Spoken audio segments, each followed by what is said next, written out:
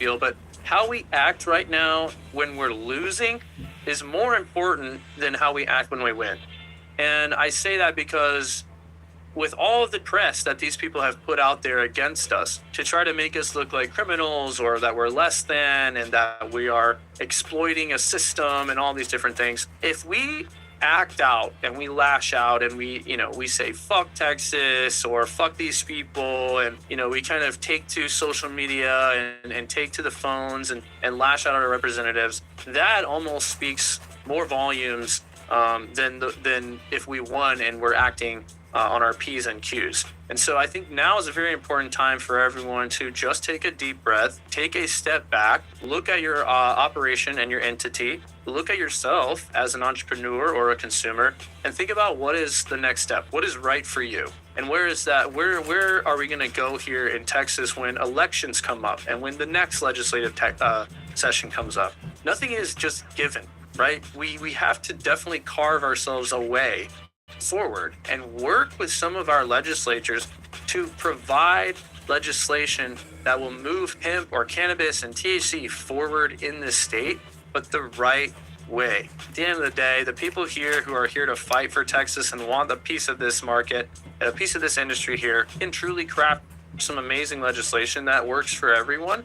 And I think we saw that in the committee substitute. That was a damn close try at getting something that really did work and really reined in the playing field for this industry. We did not get that version. When people ask for your help or they create these coalitions or these business councils and they ask people to get involved, it oftentimes is super necessary as long as you find the people that are doing the right things and are pushing the right message and using potentially your money and donations the right way. There's a reason to fight for this plant. There's a reason to fight for hemp specifically. I believe hemp can change the world and it's federally legal, so you gotta love that. But I believe that there's so much more here for us. And even though there's a bit of doom and gloom and uncertainty at the moment, we're gonna be fine. The show will live on.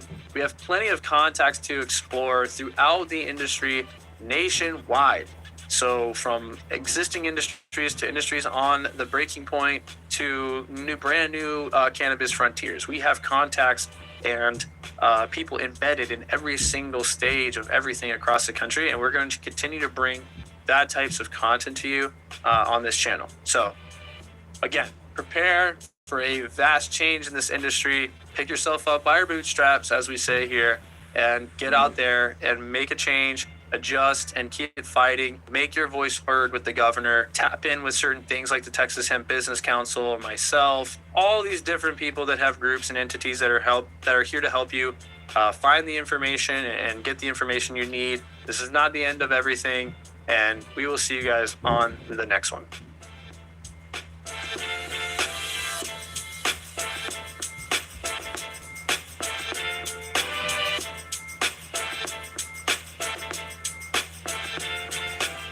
He's also a podcaster. Y'all need to go check out the content. That's why we leave it on there for you. Hell, if you ain't taking notes, somebody told you wrong.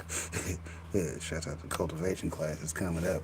Hell, we're going to have to get us a couple more new students in the game.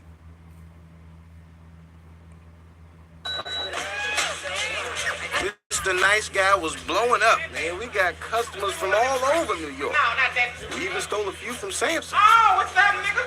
Come on in, man. Come on, wait, man. Thanks, baby. You know, keep feeding, don't get you scared. Yeah. What can I get you today, Smoke a Lot? Lovely. Let me get a pound of your Swedish chiba. Damn. Yeah, something told me to bring a lot of weed, man. Oh, shit. Pound of my Swedish chiba. Don't get no better than that. Smells with the bag, baby. That's gonna be $9,600, bro. See what I got here. Come on, man. Hang out for a minute, smoke with me. I got weed, got my bong out. Come on, son. For you, man. I'll stay for a minute, but then I gotta be going. I understand. Man, Smoke a Lot opened up to me like I was Barbara Walters. It was ridiculous. He told me about his lawyer, He had sex with my mama. Why? spirituality, God, if you listen, hell. his bad back. Doctor said I need a backiotomy.